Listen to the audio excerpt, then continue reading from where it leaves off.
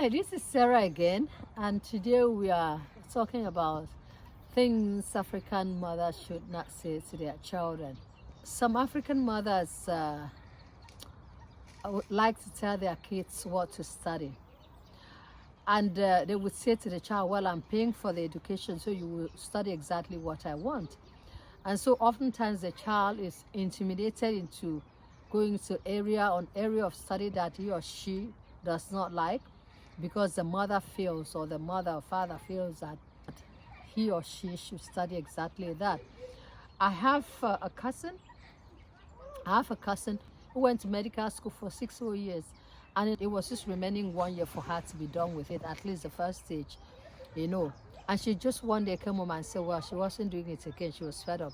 She didn't want to be a doctor, but her mother dreamed her entire life that her child would be a doctor. And so the mother basically forced her will on the child. And so the child went to medical school for 6 whole years. Can you imagine spending 6 years of your life studying something that you know you have absolutely no interest in? That was exactly what happened to my cousin. In the 7 years, she just came home and decided, you know what, I've had enough. And she went to her mother, and the mother said, what? And the cousin said, well, I want to study accounting because she was very good with numbers. The mother said, well, I'm not going to pay your school fees. If you want to study accounting, you have to pay it for yourself. The mother absolutely refused. Somehow, this cousin managed to go to accounting school, what she'd always wanted. She chose.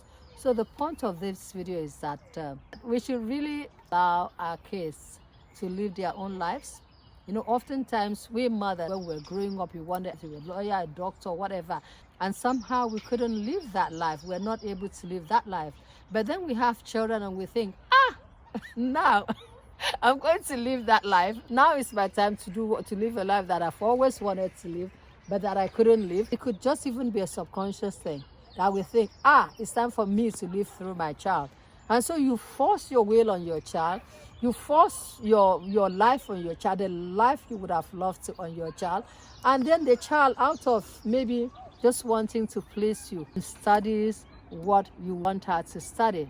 And she or he will end up being extremely unhappy. They cannot be the best of someone else's life. They can only be the best of their own life. And the best of that life means studying what they want. That's what I have for you today.